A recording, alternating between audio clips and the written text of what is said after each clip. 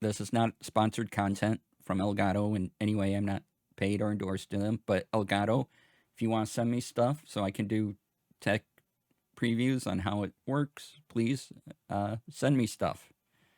And just maybe y'all can shout at Elgato and go, hey, DC Lasair is cool. You should send him stuff. So, oh yeah, my disclaimer here.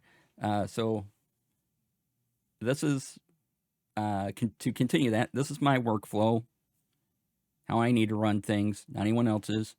You can see using the Wavelink software. So this microphone here, is the Wave 3. It's feeding into the Wavelink, which is feeding into OBS. Now then, I have filters on. That's what this little green thing, that's what the little green symbol under the Wave 3 means. So that my filters are indeed on. Can you see my mouse now? Yeah. So filters, yay. I have them on. Now I'll turn off my filters, and we'll go over what I'm using for filters. And you can tell me how much of a difference there is. So this is me, filters on, and now all the filters are off. So yeah, filters, non-filtered. This is my voice, not filtered. And then I can turn them all back on.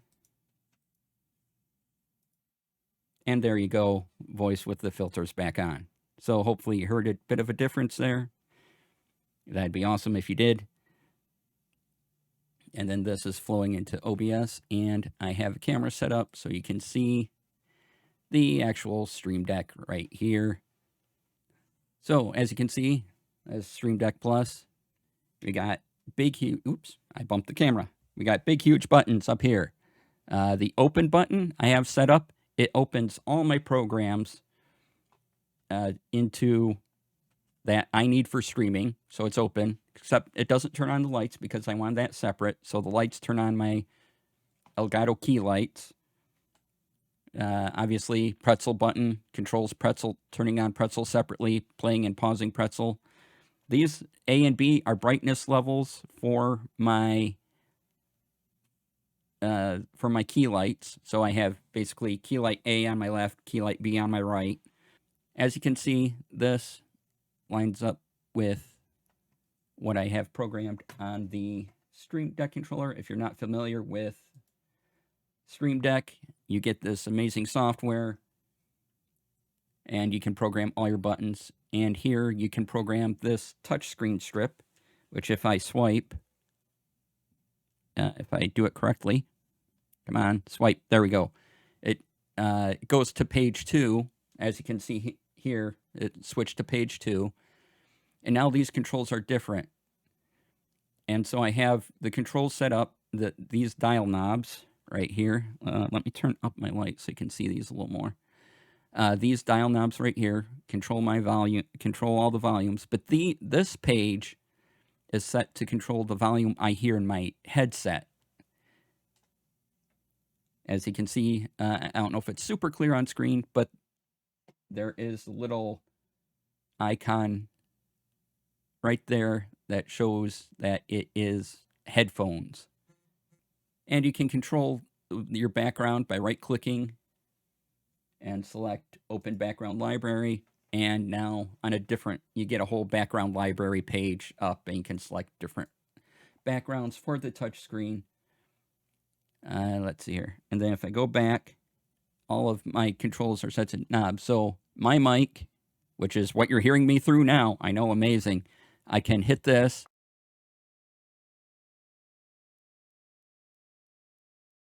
If I hit this, now you can hear what I'm saying. Amazing that.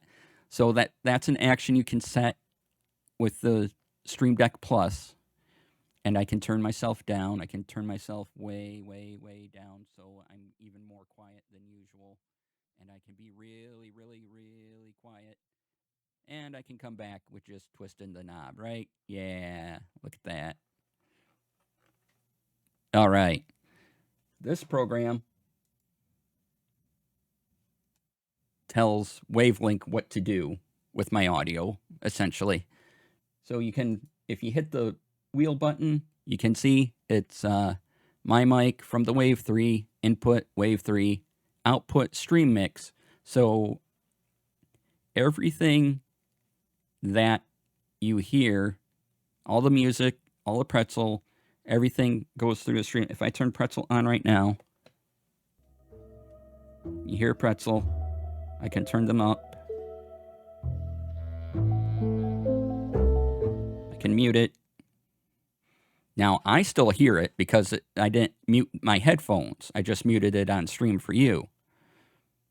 But I can turn it back down. And as you can see, you can set what these do. So I just labeled this my mic on the Wave 3 input. I made a page here, just a blank page to show you what you can do with the dials. You can do a bunch of stuff with these dials, right? You go here and you can set what these dials do. As you can tell, you see my options on the right here. Now, if I click a button, these are all my regular options that from programs I've downloaded by going here for Stream Deck. So the dial has specific things it can do.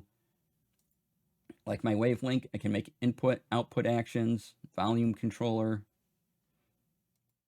control center, adjust brightness. So I could switch this to adjust brightness of my light. I could make it a dial instead. And as you can see, it's going to do key light A. It's going to do 2% at a time. Right now I'm at 44%. So as you can see, my key light is now almost gone, and I can boost it back up. Then Stream Deck buttons, the dial stack. So you could have both buttons and a dial control the key light, and the LCD readout would still display current setting. And what you can do is, where'd that go? You can make a dial stack. So input actions, so input, right? Output, I want it to be what you guys hear. Input, Wave 3 is the microphone I'm talking into now. And then if I click the button, I can say, okay, now I want this one to be the music channel. Again, going through the monitor mix. And so when I go back to here, you can see right now I'm on Wave 3, but if I click it, now it's switched to music and back to Wave 3. So now I have this dial doing different things. And so you can make these stacks as long as you want. Well, probably not as long as you want, but if you wanted one dial to do a bunch of different stuff, you could do that. So my workflow, I wanted the Stream Deck to be the mix going out to you. I wanted all these dials to be the mix going out to you. And then this other page being the mix going to my earphones. But you could totally make these just on one dial. Right? So I could make this one dial do both your mix and my mix, but I just need them separate for my own working sake. So yeah, that's that. These are pretty standard. They are larger than the normal Stream Deck buttons. Now I have a regular Stream Deck on my right, so I can control my scenes. So I can go here and I can go back. And then this is just more utility than anything else. And then I can turn a knob. And the knobs feel really good, by the way. All right. Now, one thing I want to show off is, now that's kind of the relation between the stream. Oh, let me recenter that on camera a bit. So that's kind of the relationship between the Stream Deck software and the Stream Deck, whatever. These dials and this touchscreen, I think, are the real magic of this device. And super, super useful. So as you can see, I'm talking. I turn on Pretzel. And now you see that the music's going, right? And you tell each app that when you have it open, you go to your Windows settings. At least in Windows 10, you right click on the volume icon, you go to open sound settings. I know y'all can't see this. Let me do a quick screen capture here.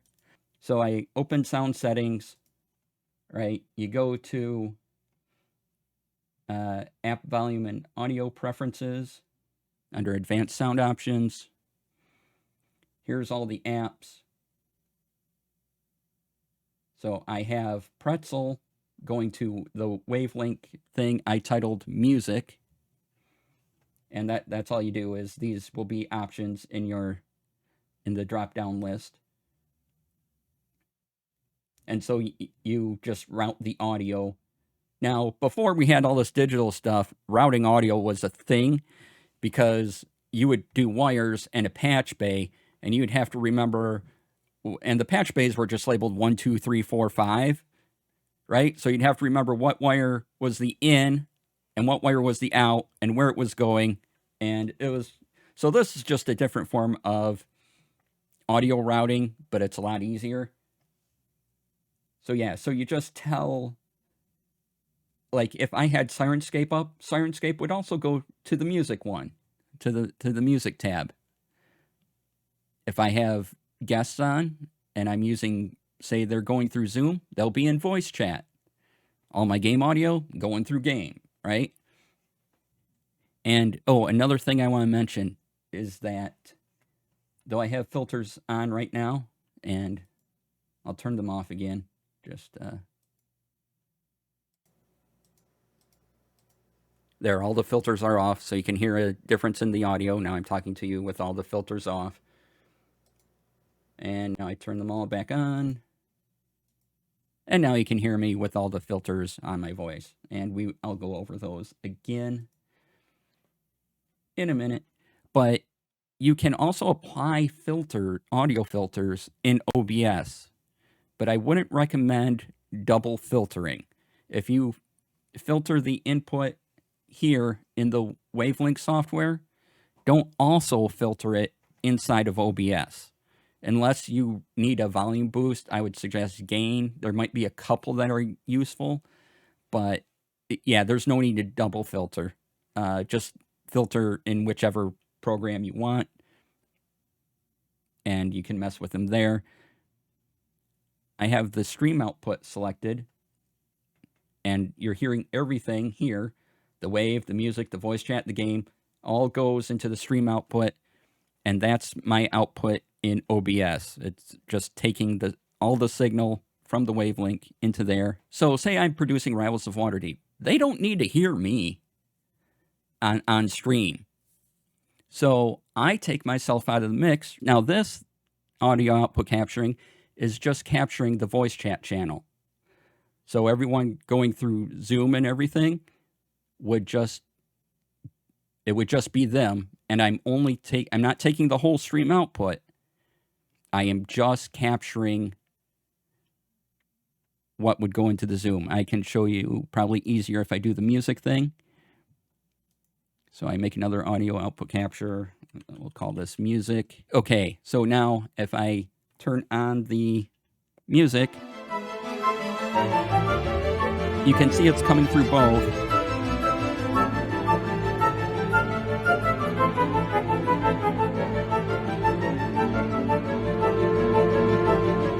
But it's also its own separate channel. I don't, you don't need to hear me. So you can separate out your audio based on what you want. Plus, you're still controlling it by the dials on the Stream Deck. And then if it's too loud, you got this extra little meter here to turn up and down. But like I said, if you apply filters on the Wavelink software, don't apply filters on the OBS, or don't apply filters on the Wavelink software. That's what I do for Rivals, because I know I get good sound this way. I have audio filters I place in OBS, and I'm like, okay, I get good sound doing this. So Rivals of Waterdeep does not get any filtering in the Wavelink software, because I'm doing it all in OBS because that works right now for me. So however you want to do it is up to you. But that's how I do it. So the only thing that gets a filter right now is, as you can see, is my voice. And we'll go into the magic of these filters in a minute, and I'll show you another cool thing that you can do with all this. So say I'm in the Stream Deck software. I go to a button. Let's go to page 2 where I don't have any buttons. And I have all this stuff downloaded. And basically you can set it up so that the buttons on your Stream Deck can raise and lower the volume. Now I find these dials a lot easier to use and handle. You can even change the step by which you turn down your audio or turn up your audio. Right, so if I go back to here and see step size, right now it's at 1%. I can make it so, okay, 2%, 3%, 5%. So instead of, 100 to 95 to 90, now I like going down one step at a time. But you can also set these buttons to correlate with an audio source in OBS. And you can program their steps that way too. The only thing about the buttons is you have to press them each time you want to go up and down a step. You can't just hold it down. If you don't want to use a Stream Deck and things, but you would think that having some sort of buttons is useful to you, there are programs where you can set up, maybe have an old tablet or even on your smartphone. You can get one of those programs and set it up to function a little like this. But like I said, I need the physical switches to function. Now we get into some magic here. I was talking about filters earlier, so I can go here, let's drag this back up. I can go, filters, and now I can add in all the audio filters. Or I can add in plugins. And we're going to get to VST plugins in just a moment because they're magic. And Wavelink works with VST plugins. What I want to go over is VST. Now, VST stands for Virtual Studio Technology. Okay? So what it does is it's replicating what you could do in a studio type situation just with software, essentially. And they do different things. So what you'd want to do is, say you go to music, you click that, and you see this audio effects thing. Well, now Wavelink, ever since the Stream Deck Plus came out, Wavelink now works with VSTs. And you can hit the plus button. You can get more audio effects. That'll take you to the page. Here's the ones I already have installed. Here's the ones that come with Elgato. So if I click Elgato EQ, and you can, why can't you see that? Where'd that go? So Elgato EQ, I hit this. I have a settings window now. And I can mess with how my music channel sounds. I'm not going to mess with my audio settings in my mic because they are set to how I like them. So I'm not going to play around with that. And you can find out what all this stuff means. You can left click, double click, create a thing, and raise, lower, whatever you want to do. And these are really great for just getting the sound you want. And another thing I didn't understand was that Reaper Technologies, I know there's Reaper miniatures, Reaper's used in a lot of things, but there is an audio company called Reaper, and they make plugins. Now, Reaper is this big, huge audio thingy, audio program. However, they have Virtual Studio Technology plugins for free, and they are magical. Again, go to Stream, go to Audio Effects. This is the company name. And then I can select whichever one of these. So the Reaper EQ plugin. And now I have the Reaper EQ VST working for me. And I can drag it however I want to. And you can find lots of videos on what all this means. because that's a whole nother thing on its own. But yeah, so you can adjust your audio there, or like I said, you can even apply, you can even use VSTs in OBS. And how to download VSTs and where they go on your system, just Google it. It's all there. It's not complicated. If you do want me to go over that sometime, I will, but that is, I would have to set up some other windows and everything, so I'm not going to do that right now. But yeah, basically, VSTs make Wavelink even more magical, and you can shape the sound how you want using all the various VSTs. And Elgato provides you, if you click this and you say get more audio effects, Elgato provides you with this page where it says, okay, equalizer. If you should have it automatically, but if not, you can download it. And then they give you, well, here's the LV60. Here's a different way to do the same thing. These are all equalizers, right? You just choose the one you kind of like the best. Side question, could someone do your stream production 101 class to focus on Stream Deck Plus, Stream Deck stuff? Yes. If that would be most helpful to you, I would very much just spend time with you doing that. It's basically 2 hours of my time, and your time. So, I will be happy to just go over whatever you want. You just want Stream Deck stuff or other stuff, say, hey, DC, I just need this. And I will be glad to show you that. Compressor, again, there's videos on what all this stuff does. But Elgato gives you a handy thing, and these are all free. These are all free, and they all help shape your sound. I have the Elgato noise removal thing. It's kind of cool. If you have a better NVIDIA graphics card than I do, you can use the NVIDIA noise removal.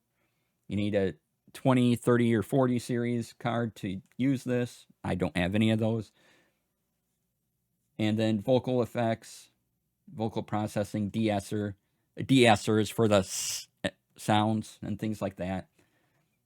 How to set it up. I basically use Reaper VSTs because there tends to be more information about those out there. And people really like them. And again, they're free. The Reaper webpage is a little intimidating because there's a lot, and they have a huge audio product, which is very expensive. But you don't need to buy anything from Reaper. You can just get their VST stuff. And that is one thing I did not understand right away, that VSTs were these little plugins that were magical. And now that the Stream Deck Plus is out, Wavelink software works with this. Now you get Wavelink software if you get the Wave 3 microphone, or if you have the Stream Deck Plus. There's other ways of doing this if you don't have the right Elgato equipment. You can just download the Wavelink software, but it won't work unless it detects on your computer that you have a Stream Deck Plus or a Wave 3 or some other Wave microphone plugged into your PC. And since these VSTs are free and you can use them in OBS, if you don't have Wavelink and you think VSTs would be useful for shaping your sound, just add it to your audio channel in OBS. I really like the way the Wavelink interfaces with the Stream Deck, interfaces with OBS, and all the VST magical things. If nothing else out of this, check out VSTs if regular OBS audio effects aren't quite doing it for you. See if a VST will work. Reaper plugins are probably the most recommended virtual studio technology I've seen. So give those a try, and play with it and see what you sound like. Hit the record button in OBS and just mark what kind of test it is, and make yourself some little audio videos trying to find what really works for you. So yeah, so if you don't want all this technology, you don't need it. I find it incredibly useful. especially Stream Decks. Like I said, if you can just get even a regular Stream Deck, I highly recommend that for streaming.